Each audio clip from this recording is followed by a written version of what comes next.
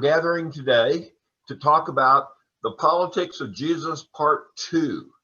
And it's so good to see you. So let's pray.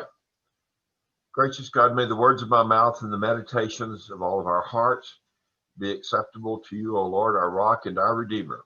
Amen. Well, it is an interesting topic to ask ourselves, what got Jesus in trouble with the religious and political authorities?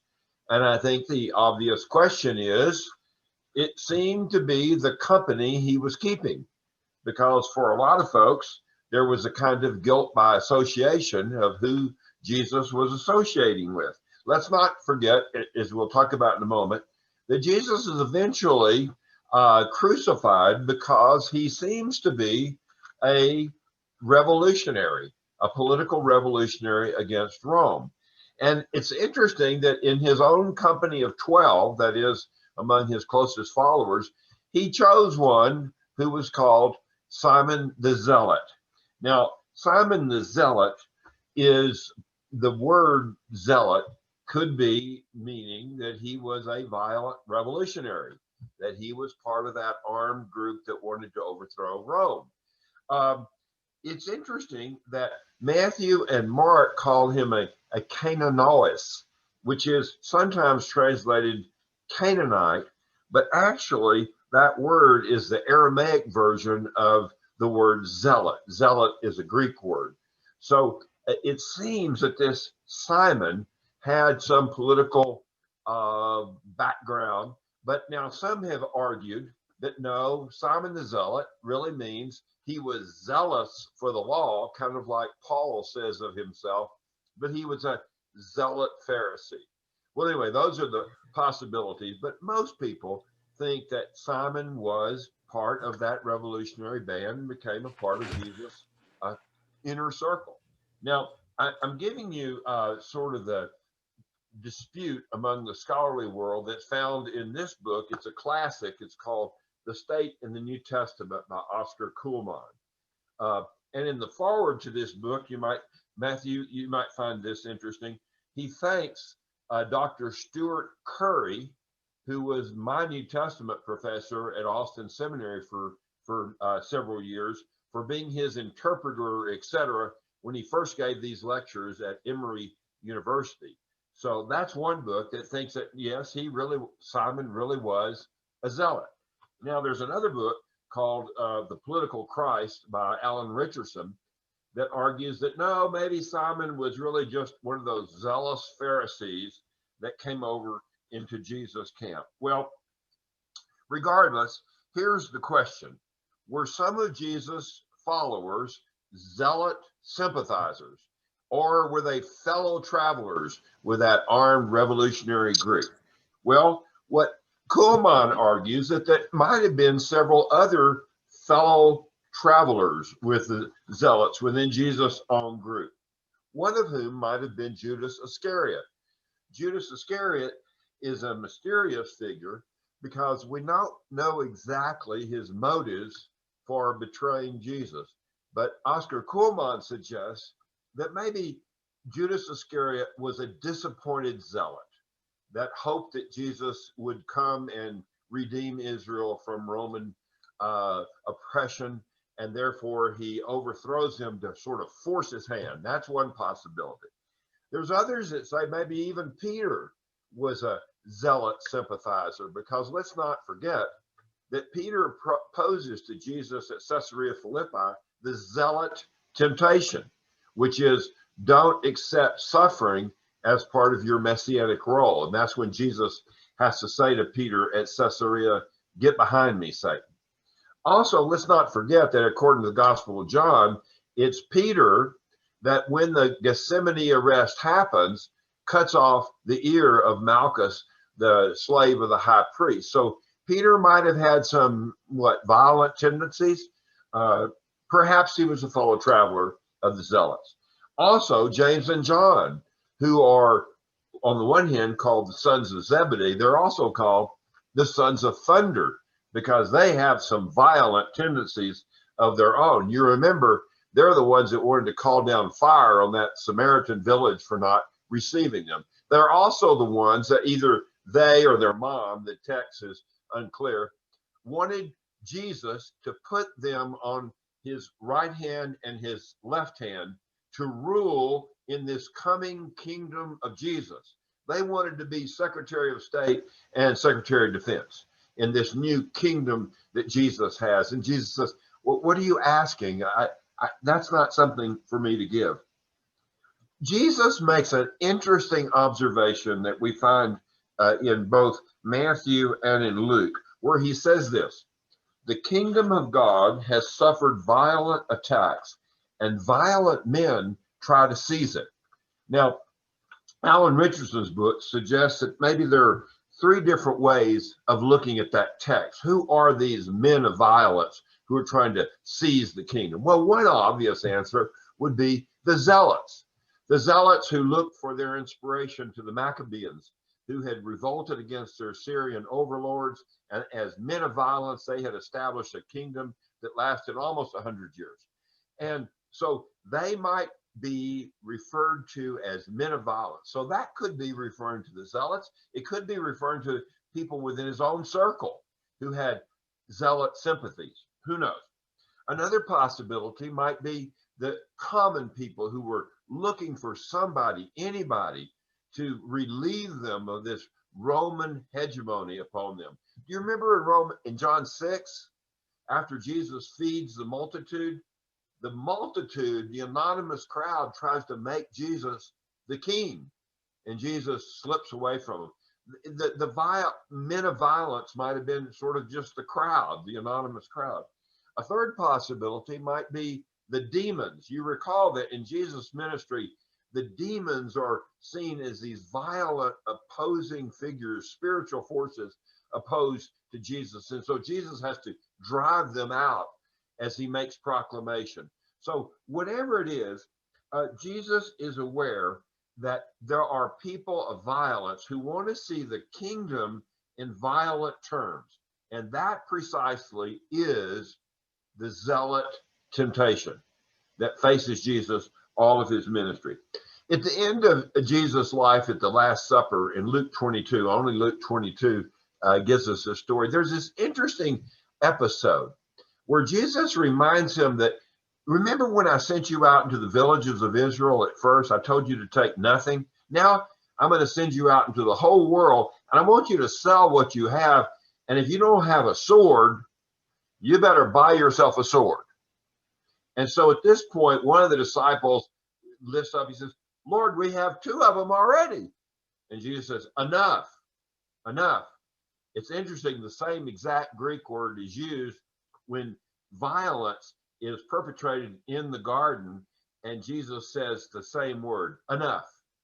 Now, this story of the selling your cloak and buying swords is a mysterious story. We're not quite sure what it means. Does he mean when you go out into the world, you might want to take a sword as self-defense? Interestingly enough, we have no evidence that Paul ever did that sort of thing. So later, the church would use that text, the two swords, to justify in Europe having two swords, the spiritual sword of the Pope and the real sword of the emperor. And that became a way of talking about shared power in Europe using that text. It's a text we don't quite know what it all means. All right, let's step back for a second. Remember in Luke 9:51, it says this: Jesus turns his face toward Jerusalem. He makes a conscious decision to turn his face toward Jerusalem. And you ask yourself, why? Well, it appears that he wants to make a direct challenge to the capital of Israel and challenge them at a profound level. And Jesus will say about this kind of challenge he's bringing, he says, I did not come to bring peace, but a sword, meaning he is the source of conflict within Israel. And you might look at this and say that Jesus goes to Jerusalem and he ends up offending almost everybody, including, of course, the Sadducees and high priest folks, the Pharisees, the Zealots and the Romans and his own followers. He provides this enormous challenge to Jerusalem, and he will make it very public. Now, think back. He was in a dilemma, according to Luke. He gets word in Luke 13 that Herod, that old fox, wants to kill him the same way he killed John the Baptist. And so Jesus makes this interesting statement. He says, you know, it's not right for a prophet to die anywhere but in Jerusalem. So I am going to go to Jerusalem, and he laments Jerusalem's tendency to kill all the prophets. So on the one hand, he's got Herod behind him wanting to kill him, and he's got Jerusalem in front of him. So the cross looms over this entire journey from Galilee to Jerusalem. He's got Herod behind him, and he's got Pilate in front of him. Now, if you remember in John 11, he also makes a decision to go to Judea and Jerusalem area. But this time, it's because he's gotten word that his dear friend Lazarus is on the point of dying. And he announces to his disciples, look, we need to go and awaken Lazarus, with a kind of ambiguity of that term, awaken. And his disciples, Thomas, say to him, look, Lord, don't you know, if we go down there, the authorities will arrest you and you will die. And Jesus says, it's time for me to go. And Thomas makes this great affirmation where he says, then let us go and die with him. Now, that's a brave and courageous affirmation. We know it doesn't exactly turn out that way.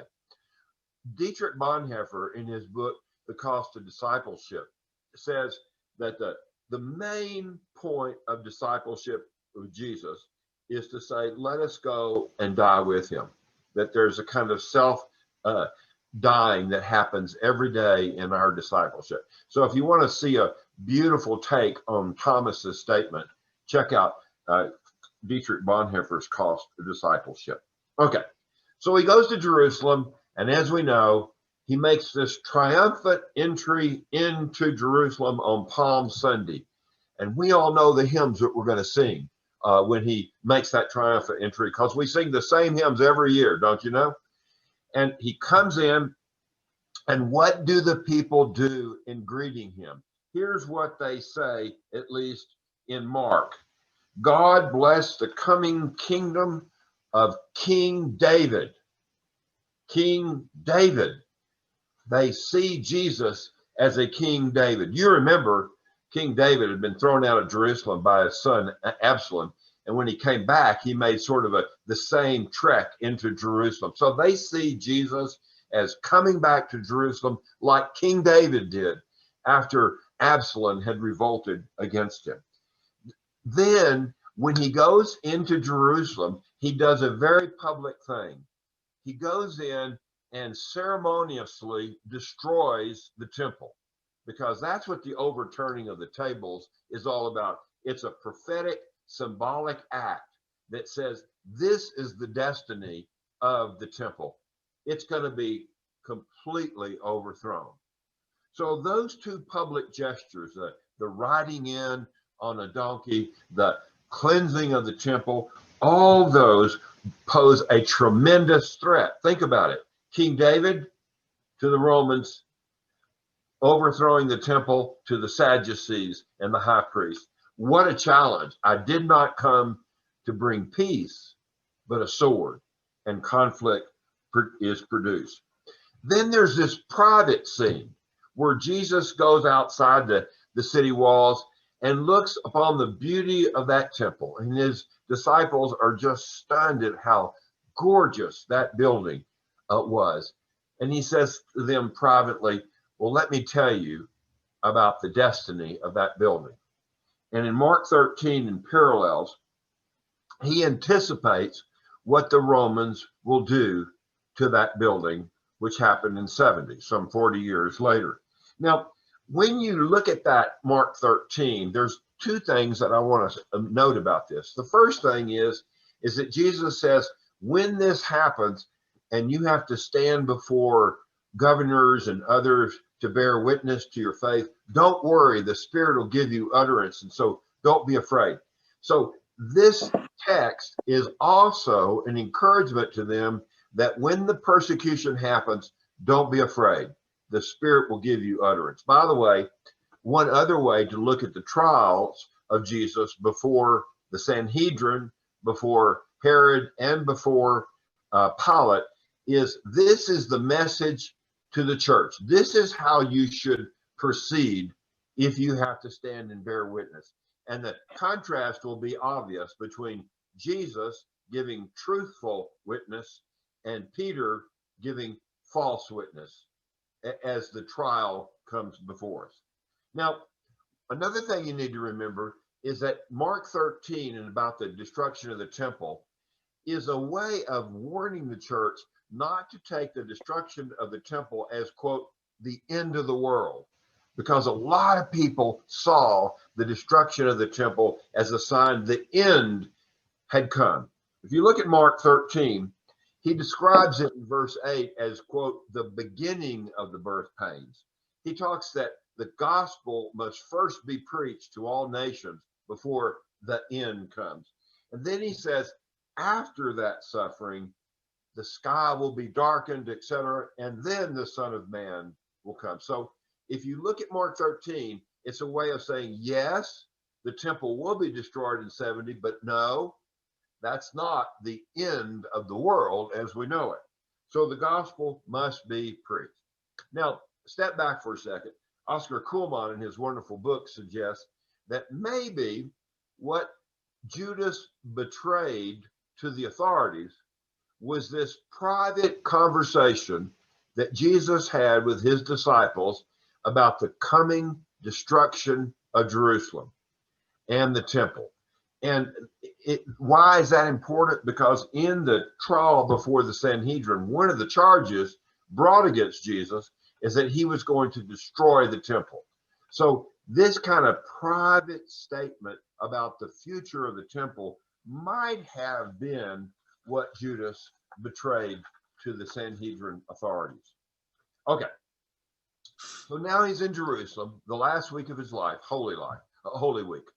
And I want to point to two different kinds of controversies that envelop his time. Now remember, he doesn't hide out. He goes to the temple and preaches and teaches publicly. So he's again challenging the religious world.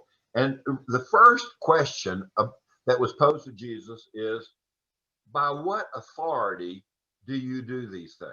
In other words, they question his authority to do miracles, to make these kind of challenging public statements, etc. And it's interesting, he turns the question around in Mark 11, and he says, well, look, let me ask you a question. By what authority did John the Baptist bring baptism? And they won't answer. So Jesus won't answer them. He's also willing to offer 7 different woes on the Pharisees and the scribes in Matthew 23. So he's by his own authority, he says these people are not really legitimate religious leaders. I am a religious leader. I am authoritative. I am not hypocritical like these religious leaders. And then in Mark 12, where his authority is most obvious, is he tells the story of the laborers in the vineyard who end up killing the son of the owner when the owner sends the son to collect the rent. And they kill him. And at the end of this parable, it says this: the Pharisees realized that he was telling this parable against them. So one of the questions that Jesus faced was, by what authority? So we'll come back to that at the very end of this class. By what authority? Well, Jesus is claiming that God has sent him. Then the other big public issue was taxes, money. And remember, in Capernaum, Jesus had already, according to Matthew 17, dealt with one tax issue, which was the issue of what? Paying taxes to the temple to support its upkeep. And there, Jesus, interestingly enough, says, look, we're not obligated to pay these taxes, but I'm going to pay our tax for us so as not to offend. Matthew 17 has as part of its agenda to show that Jesus was an observant Jew in many respects. So Jesus says, go out and catch a fish and you'll find a coin in the fish's mouth and use that to pay our taxes. So on the one hand, Jesus is all about paying the temple tax, okay? The other issue happens in Jerusalem, and here it's a different issue.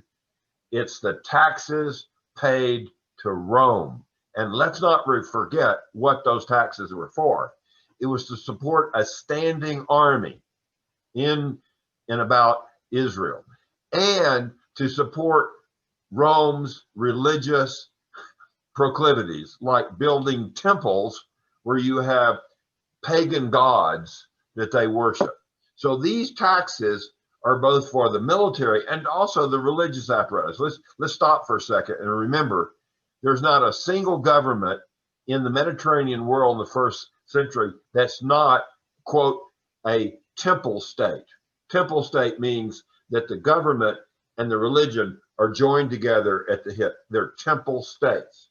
So Rome is a temple state. Those taxes finance that temple state. Now, let's not forget that there were many different attitudes about these taxes paid to Rome. The most obvious were the zealots, who simply said no.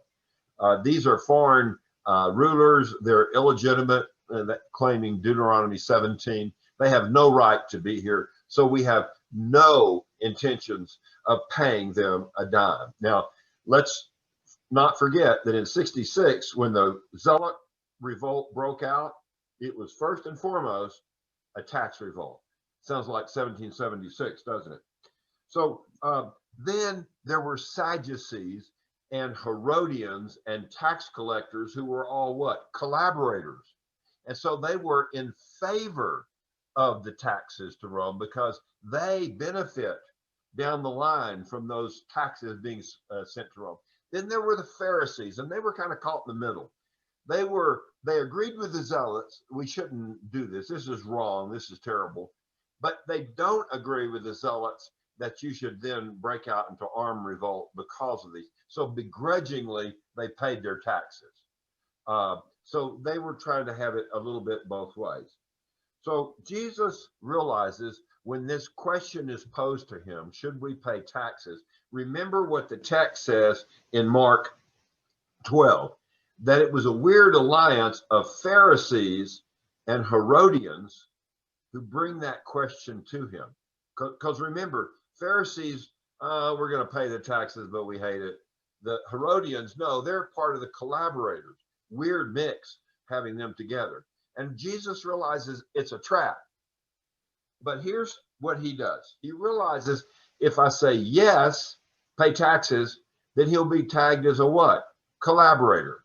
If he says no, he will be tagged as a zealot. Damned if you do, damned if you don't. So what does he do? He takes the coin and says, whose image is on the coin? Now, of course, it would have been one of the Roman emperors, right? And by the way, most of the time, the little writing on that coin would say, Emperor Augustus, son of God, that sort of thing. And what does he do? He says, look, the state has some kind of provisional authority. So if you want to have order in society, you got to pay the piper. And so, yes, give them what belongs to them. They printed this money. It's their authority. The text says in the Greek, give it back to them because it's their image stamped on the coin. But to God, give what belongs to God. Now, remember, the implication here is that the image of God is stamped on us. And we who have the image of God stamped on us give to God what belongs to God, our lives. So what do you get to the state?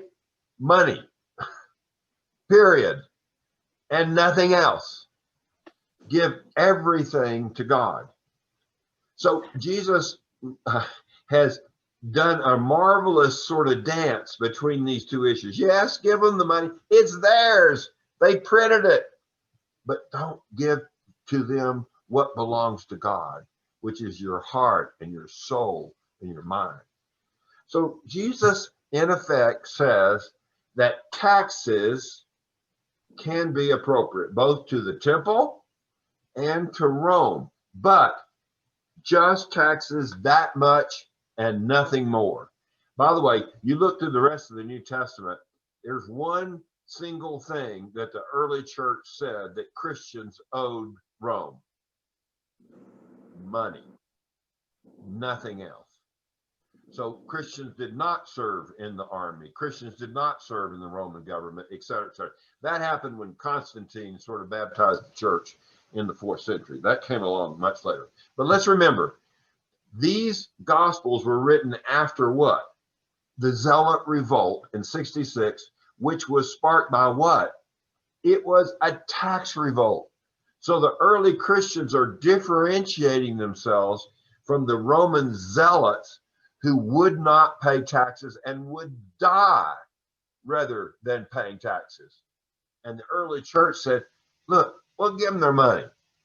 It's just money, but we won't give them our lives. We'll talk about that more and when we get to the book of Revelation. So that's a huge scene. So the public issues for Jesus were, by what authority are you doing these things? And what about taxes? Okay. Now, remember the Last Supper in Luke. In Luke's picture of the Last Supper, Jesus says, look, the lords of this age try to dominate other people and rule over them, but that shall not be your mode of operation. Remember, true greatness means serving other people. And so Jesus lifts that up because why? The disciples at the Last Supper, are still talking about greatness. They still, like James and John, want to be on the left and the right of Jesus in the kingdom. True greatness is not like that, is what Jesus is saying. I give my life on behalf of others. That's true greatness. Get to Gethsemane. And the Gethsemane scene, Jesus is going to condemn violence in two ways. He's going to condemn violence from those who come to arrest him, and he's going to condemn violence on behalf of those who would protect him. You remember when they come out to arrest him in Matthew 26, he says this, don't you know that I came to the temple day after day and taught in the temple, and you didn't choose to arrest me then? Why are you coming out with swords and clubs to arrest me here in the dark? And then he says to them quite marvelously, but this is your hour and the hour of darkness. So he condemns those who come to arrest him, but he also condemns his own disciples for using violence. As you recall, Peter is going to use his sword, and he says, look, don't you know, Peter, those who live by the sword, they'll die by the sword. And in a way, he says, look, if I'd wanted swords, I could have called down 12 legions of angels, and they would have taken care of this little crowd easily, but I didn't do it. So the violence of those who come to arrest him and the violence of those who would protect him are both condemned. This is important because it'll come up again in the trial. Now, Jesus is arrested.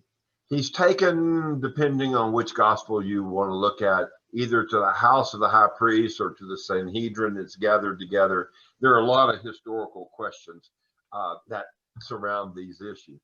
And the question that's raised is the same as we've gotten about his authority, which is, who do you think you are? And finally, the high priest will ask him directly, are you the Messiah? Now, depending on which gospel you're reading, in Mark, he says emphatically, I am. And that's when the high priest tears his garments. If you're reading Matthew, he says, well, that's something you say. And if you're reading Luke, his answer goes like this: if I tell you, you'll not believe me. So it's either direct or it's indirect, or you take your choice. But at this point, Jesus makes a self-revelation, not about the direct question of the Messiah, but the question goes like this: let me tell you who I am. I am coming on clouds as the Son of Man someday. And boy, that blows open the meeting. And that's when they charge him with blasphemy, because now he's used the image of the Son of Man in Daniel 7 to refer to himself. And oh my gosh, that's a sort of a claim of divinity almost. So they accuse him of blasphemy, but here's what they decide to do: we're going to denounce him to Rome, but we're going to use a political title, not this religious title we've just been debating. And we're going to call him what? The King of the Jews. And that will do him in. So we get to that trial before Pilate. Now, it's interesting that the synoptics, the question that Pilate asked Jesus is this: are you the King of the Jews? And when you look at John, the exact same question is raised: are you the King of the Jews? So the issue before Pilate is this: are you claiming to be a rebel king in opposition to Caesar? Okay, if I don't let my dog out, I'm going to have real trouble. Hold on.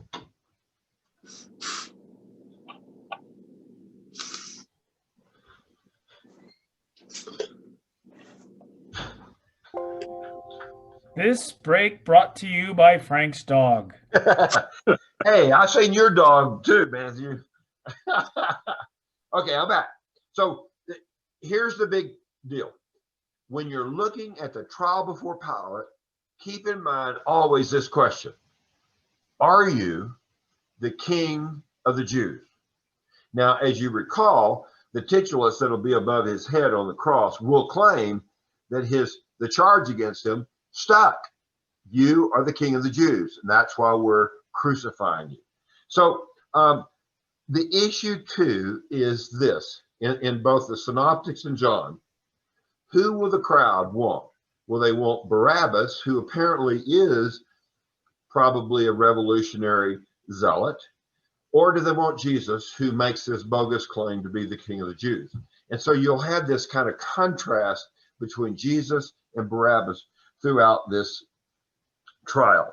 Now, I want to kind of focus at the end here on John's take on this interaction between Jesus and Pilate, because it is one of the most interesting scenes painted in the Gospel of John. Now, you have to ask yourself, how in the world would John have known about the interaction between Jesus and John? Well, I suspect that this was a constructed scene to show what Jesus needed to say, because why the church needed to say to their neighbors in the middle, in the last part of the first century, this is who Jesus really is. So it's a misunderstanding about Jesus, King of the Jews, that's at stake. Okay. And what's going to happen in this conversation, Jesus is going to explain what kind of king he is. That's critical in this trial scene. So if you go back to this story, you have different sort of interrogations where Pilate will take Jesus off into his private quarters and then have this public interaction with the crowd. And it's very, very interesting. Pilate starts off the conversation quite directly. Are you the King of the Jews? And the answer that Jesus gives is quite interesting. Well, yes, I am a king, but remember, my kingdom is not of this world. And if it were of this world, my followers would have fought you in Gethsemane. But we didn't. I condemned violence on both sides, remember? So my kingdom doesn't look like every other kingdom that's always hemmed in with armed guards and towers and cannons and all the rest. That's not the kind of kingdom I have. I am the king of truth. That's why I was born, to bear witness to the truth. I'm the king of truth. And that's when, of course, Pilate gives his cynical response. What's the truth? Okay. So that's the kind of kingdom he is. It's not a kingdom where you use a sword. It's a kingdom where you use the truth to speak to the world. Then, of course, Pilate now will be seen as realizing this guy is not a threat. And so 4 different times in the Johannine account, Pilate will say, this guy's innocent. That's critical. Why? Because the church is announcing to the Roman world, listen, even Pilate who killed him realized he was not a rebel. He was not an insurrectionist. He was not a murderer like Barabbas. He was innocent 4 times in that text. Pilate announces to the world, I, a Roman magistrate, find this guy innocent. That's critical. But then, of course, the crowd calls for Barabbas. And why do they call for Barabbas? Well, he's one of their guys, right? Or so it seems. And Jesus is interesting because the crowd claims that Jesus claims to be the Son of God. Now, only John gives us this little scenario. And why is that important? Remember those coins I told you about? Those coins that had Julius Caesar and all the rest on their images? They almost all said that the emperors were sons of God. So for Jesus to claim to be a son of God in the Gospel of John is what? To take on Caesar and Caesar's claim. Then in the second private interrogation, Pilate asked him a curious question. Now, think about when you meet somebody on a public transportation. One of the first questions people will ask you is what? Well, where are you from? Well, oddly enough, Pilate asked Jesus, where are you from? And you would think Jesus would be polite and say, well, sort of Nazareth. But no, he doesn't even answer it. He refuses to answer. Remember Jesus being completely silent when Herod Antipas asked him a question? He won't answer that question. But then Jesus says to Pilate, who says, look, I have the authority to kill you. And then Jesus says, no, you would have no authority unless that authority were given to you by God. You wouldn't be where you are unless God had put you in a place of authority. By the way, we'll get to this again in Romans 13. So hold off on that one for a moment. And Pilate then wonders, who is this guy? Well, look, God's given me authority, but now you won't answer directly where you're from. This is all very curious. So what does he do? He makes a 4th assertion of his innocence. All right. Then he presents Jesus to the crowd, and here's how he presents him. Here is your king. And the crowd very ominously shouts out, no, only Caesar is our king. And so Pilate has him let off, and he is crucified as the, quote, king of the Jews. So the whole debate, you might say, between Jesus and Pilate is, what does it mean to say that Jesus is a king? Is it just that he's a nationalistic king for a rebel group that's murderous? Or is he rather a king of truth? Is he rather the king who gives authority to all those below him? What kind of king is he? And so Jesus dies as a misunderstood king, a king that doesn't fight, a king that offers himself in sacrifice for others. A final scene, and then we'll have some time to talk. The final scene is the resurrection narrative in Matthew 28. And there on the mountain, Jesus very famously says this, I have been given all authority in heaven and on earth. So go out and tell everybody in the world that I am King of Kings and Lord of Lords. So the resurrection narrative is a way of asserting that this is the risen King, the risen Lord, who has authority over all nations. It's a grand, grand claim. Okay, so that's what we're talking about today, the whole scene of Jesus going to Jerusalem and stirring up trouble and living to talk to Pilate. He is crucified, and then he's raised to proclaim that he is Lord of Lords and King of Kings. So what do you think about that, dear folks? The politics of Jesus.